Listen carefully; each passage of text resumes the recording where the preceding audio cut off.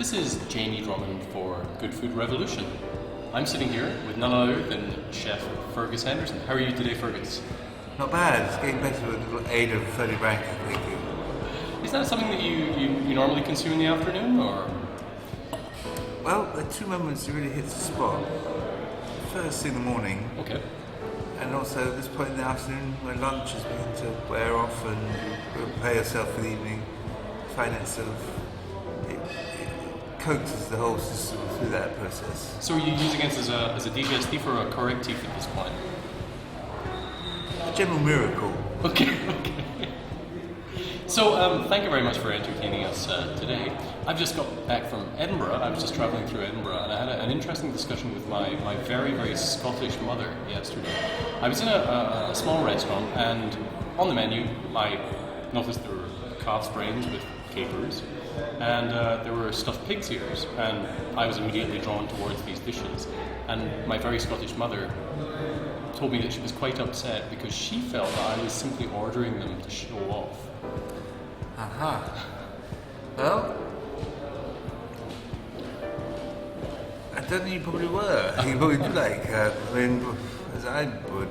But there is this danger.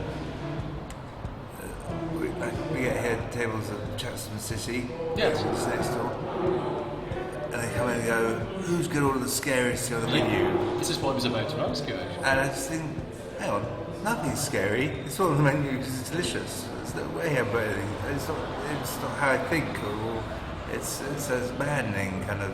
Because I see some kind of correlation, Fergus, between quite often those kind of guys from the city who would order what they think is the scariest thing on the menu. It's a kind of macho thing. And I see some kind of correlation between that and the kind of guys occasionally that would go into an Indian restaurant and order the hottest curry simply because they could. I find it very bizarre ways to observe food as a sort of ritualistic kind of torture.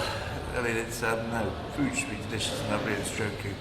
Now, with the menu that you serve here at St John's and bread and wine, just down the road there, that way, up the road there. Sorry, I lost my lot. Yes, that way and that way. Yes. Do you ever find? I mean, because you have lots of dishes on your menu that many people would probably find exotic's not the right word, but perhaps a little bit different than one would find on the average menu definitely in Toronto, I can tell you that. But how many people do you get who sort of bite off? That's okay. Bite off a little bit more than they can chew. That's okay. Yes.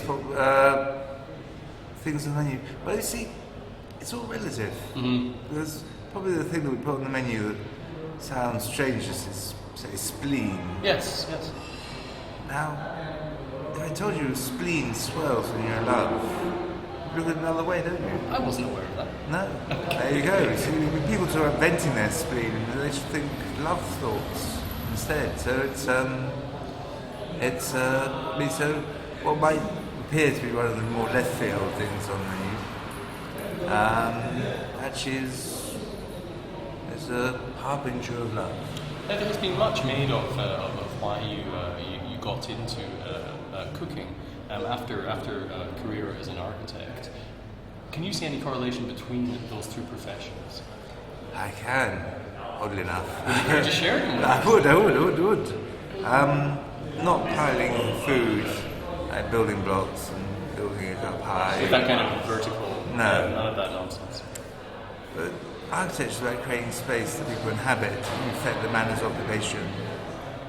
And food is the same thing. Yes. So, a perfect world, inside and out.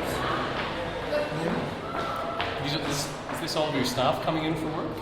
Staff and 30 people. Regulars? Right, okay. Sorry, it's a bit little smiling now and then waving, but that's what Bathurst texture. So apart from that correlation that you just mentioned there, do you ever find yourself being drawn back to architecture? Do you ever dabble in that? Well, or I are you? still think I'm an architect. Yes. I may be deluded, but I still sort of have. It's very useful. So when you do architecture, it's sort of permanent. So you have to justify why you've done it very clearly. And that question why is a very good thing in the kitchen. It's amazing how often you have to say, why did you do that? And I was, never a good answer. So, yes, ask yourself why. So the justification of what you're doing is, lunch is temporary, you eat it and it's gone, but Yes. it's still worth the same question, why? Now, you often speak of your mother being your inspiration when you were growing up, and her being a fantastic cook. You never ever really mentioned your father. Did he ever dabble in the kitchen? No, I say. But big eater, lover of life, large character, very generous. We ate and travelled well. So in a way, my training was strangely enough this side of the past rather than the other side of the past. So slightly not the usual, but he's so no, I owe a lot to him, but different things. My mum was the cook. Dad was the eater, I suppose. Okay. Well, you need to have that kind of relationship. Yes. So. It's symbiotic. It's a way. Now, do you? I've heard from many people that you're very much a kind of hands-on chef owner. Now, does that mean that you're actually spending time in the kitchen, or just looking at operations and all that? It's all slightly changed. I mean, I've got rugby left side. Yes, yeah. And how has that been since you had your DSP treatment? Oh, brilliant. I mean, DPS. DBS. Yes. Fantastic. But before I was like a human windmill. Really? So eventually I had to say, okay guys, I'm out of the kitchen. Maybe. Could be a danger to say. I was, yes. Hot pans and knives and windmills aren't good. But now I'm no longer a windmill. But I think vanity now stops because it's a bit slow and a bit candid. It's not quite right. That drives me mad in the kitchen. If you're trying to explain something, you're going a bit slower than you should. So you get all these young chefs. Yeah, exactly. So, but also, I don't know what happened, but my life's now full of other stuff. Yes, yeah. Which I don't know what happened to the stuff before when I was in the kitchen. It just dealt with itself, but now I seem to be busy with stuff. But I love it. Come in every morning, go into the kitchen, go for the menu. I mean, it's. And the menu changes every day in both establishments? Yeah, and twice a day. Twice a day? Okay, twice a day. But not everything's what swims or flies in, and you just move along the sort of let nature send you its goodies and carry on with it. Now, I actually had a list of questions on my BlackBerry, and then I discovered that my BlackBerry doesn't work over here, and I had stored them elsewhere. So all these questions are coming very much off the top of my head right now. I hope you don't mind this free form. No, free form is good. Fantastic. Good bebop question. Absolutely. Now, it's something very topical. Just a few days ago, San Pellegrino top 50 restaurant list came in, and I was very happy to see that you were on that list. But there was quite the dearth of British restaurants on that list. A pretty bleak showing. Yeah. Yes, it's but one way that's quite healthy. It shows that when it's not there's no jingoism afoot or Yes, there's no favouritism. Because it's based out of London, so yes. So that shows they're definitely embracing the world, and also London's possibly. But it's not just London, all of England. Two of the restaurants in London, one's at Bray. I don't know what to say about that. Rather sad. Now, how do you feel that British food, I would say British here, me being Scottish, I have to include the Scots. I think British. How do you feel British food culture has evolved since you first opened this establishment here? And that was almost 15 years ago? 15, 16. 16 years ago, yes. Well, it's gone leaps and bounds, but there's this moment. There's some magazine in America here that said London's new culinary capital of the world. Mm-hmm. And I thought with new capital of the world, let's stop trying. Possibly. I mean, I don't. Well, I mean, quite often, there are many people saying that British cuisine was going through this kind of renaissance, and you were very much its Michelangelo. How do you feel about that? My Sistine Chapel is. No, how do I feel about it? Well, it has gone through. But it's still a small renaissance, I feel. It's not quite as full on Sistine Chapel. It's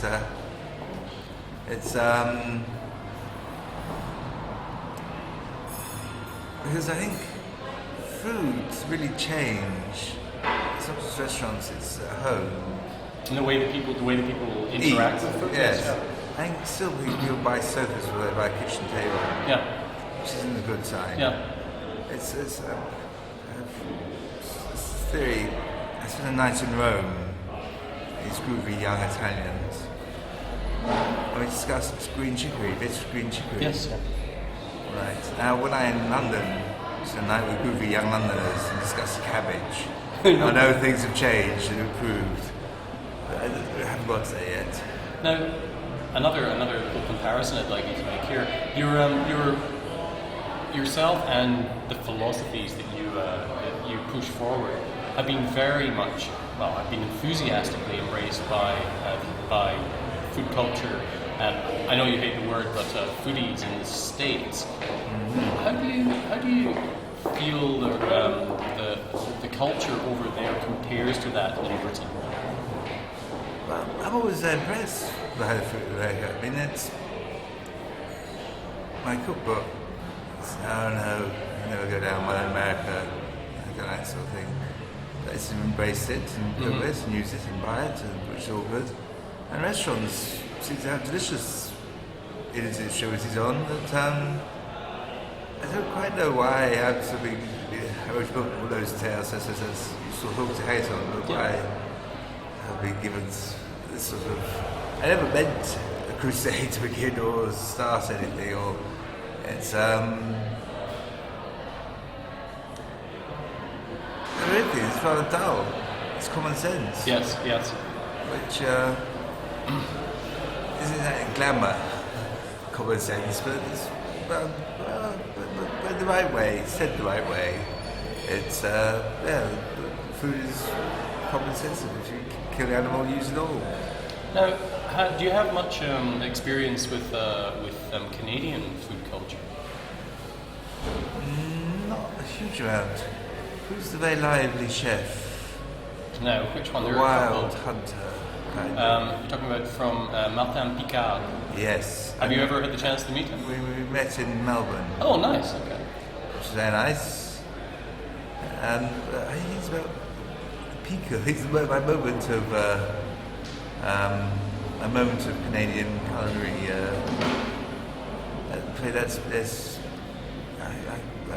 Well, if you ever have the chance to visit his restaurant, Pierre Cochon, I can give you one little hint about it. Don't plan a romantic evening after you've eaten there. As in, don't plan to perhaps go out for a dance and then romance afterwards at the hotel, because you normally go straight to the hotel and fall asleep. Yeah, I got a sense the supper he cooked in Melbourne was fairly steady. Yeah. It was. It's a real experience. The restaurant is it's one of my favorite restaurants in the world, just because of the fantastic experiences I've had there. Now, something I was reading about.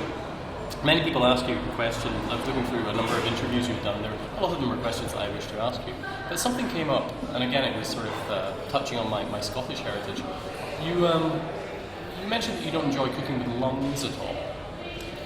I should be careful with that because I don't mind lamb in haggis put lung in. That was where I was going with this. Yes. It was. I was wondering if your recipe for haggis, which included lungs, bites as one of the ingredients, Yeah. I was wondering if that was a nod to tradition or something that you felt was integral to the dish itself. Well, faggots as well, we use lungs. But it seems the only. It's sort of.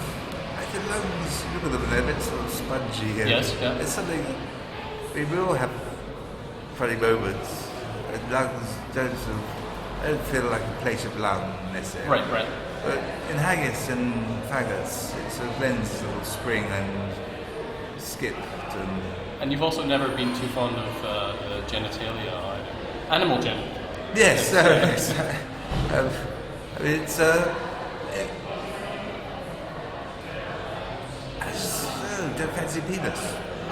Sorry, it's, again, so it's have limitations. Are there many traditional dishes that call for the genitalia? Fortunately not.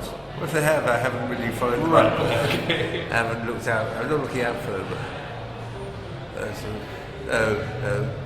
It's avenue doesn't really interest me.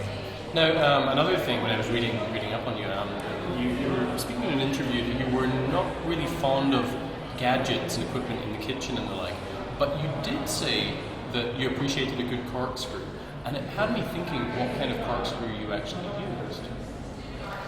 Well, just about the gadget thing. No, I am a bit of a Luddite. And RoboCoupe is splendid, but there's sort of, I can't quite get my head around all these things that sort of whiz things at a certain temperature, which is terrible. Somewhere I'll be left way behind, and I will prevail that I like. But a corkscrew, chefs always try to knock corks out with their steel and stuff. Skip. It's like, come on. And it's a very useful tool. It's one of those things you always. Of course, if you have one, it's useful. Our waiter's friend, but not the old-fashioned one that usually breaks. Yes, yeah. No, it's better now. There's one that says 2 steps. The little double ratchet thing. Yeah, so yeah. you go, Well, I didn't bring you one of those, but I did bring you a little gift that I was having a little sleep in one of my drawers, and I realised that I'd never, ever, ever used it. And I know why, it's so bloody sharp, it almost took my finger off. It's not practical for use as a sommelier on the floor, but I thought maybe perhaps you may have some use for it. It's not the normal corkscrew from this particular company. My word. This is quite a special one, actually. It has a hell of a blade on it, and I believe it's actually one of the old the ones that were hunters carried, because you also have a little spike on there. I don't know if you can see the spike that comes out. And I believe perhaps this is nonsense, and perhaps you would know. I believe that was for when they were hunting. They would puncture the stomach of the beast, so it wouldn't swell up when they were carrying it back. I think I need to do that. I'm getting that way myself, actually. Yes. And the corkscrew is actually really, really short and not the best. So, if you're out in the fields doing some hunting, it's actually you can open your bottle of wine. It's better than shoving the cork all the way through. So yes, it's probably it's your rough, short cork wine, Yeah. not your distinguished first growth claret, which is a very long cork. So that's a little gift from Canada for you. Oh, that's beautiful. Thank you very much. As I said, it was sleeping. It was sleeping in my drawer. Now, on the subject of wine, you historically have had an entirely French list, which really intrigued me, and I really wanted to. I mean, granted, I love French wine, but I really wanted to find out why it was only French. Well, various reasons. First, it used to be ours, Aquitaine. A long time ago. Yeah, a long time. So, thank goodness it isn't anymore, because we probably messed it up if it had been ours still. Well, the French aren't happy about that 50 restaurant list, by the way. Aren't? No, they're not happy at all, because they don't have any in the top 10, and they only have 6 in the top 50. So the Figaro was going absolutely insane about it, saying they've lost their haute couture, they've lost their wine sales, and now they're losing their cuisine. Oh dear. Well, sorry. I sent the message to France, don't worry, they're right. But why French, besides Aquitaine? Well, not to knock English wine, I think it's a way to go, possibly. And we source animals, we go and buy our own wine. France is the nearest place, so it's a very practical solution. I love Burgundy, which could be the main thing I love claret too, actually. But Burgundy is probably where my heart lies. So, so the passion for Burgundy is probably the main. Okay. But also, if you're reading a wine list, you get the vibration you're about, so you can find the wine you want. And you're selling in Chile, Argentina, it all goes wrong. It's not. It's a rigor in everything. We follow rigorous seasons, and limitations just being French. Within that, we have to then cover all sorts of wine. So I think limitations are very good things rather than being sort of annoying. You don't want strawberries at Christmas, so enjoy that limitation. So yeah, so it's sort of it's self-set limitation, which leads to something much better. It's interesting. In North America, I find that people tend to buy very much varietally. So a wine list is, it's often grouped varietally, whether it's Sauvignon Blanc, whether it's Pinot Noir, whether it's... And so I know what you mean about the wine list jumping about all over the place. When you're looking at things varietally, you've got wines which are the absolute antithesis of each other. Something coming from the Loire, for example, and then it's sat alongside something from New Zealand, and the wines couldn't be more different. So I understand where you're coming from. It does seem a whole once you get to know those names, wine. So there's huge parts of France, Languedoc, Roussillon, those regions, but they give a new life because they want to give great variety. Yes, So it's a good thing. Now, one last question before I let you get back to your day. I wanted to ask if you had any interesting new projects on the go. Well, extraordinary you should ask. How fortuitous. We do have a wee project. Ah. Well, not that wee actually, it feels like a grown-up project. It's a small, there's a hotel with a restaurant in Chinatown, London. Chinatown, London. Which, again, like when we first went here, we felt a marginal space in the area and not very. It's in a strange, sort of funny tail end of Lyle Street, which is a bit loved, and so it suits us very well to inhabit that. We're going West End, quite exciting, and our mantra to stay in the rooms is a miniature grand urban hut. Okay. So you can see they're not going to be big rooms, but hopefully well appointed with everything you need. Sort of right idea where when you've possibly had a little bit too much to eat and drink, give a place to lay your head. Well, exactly. Instead of nose to tail, table to bed. That sounds good. Now, what is the proposed opening date for this? And do you have a working title? Odd enough, St John Hotel. St John Hotel?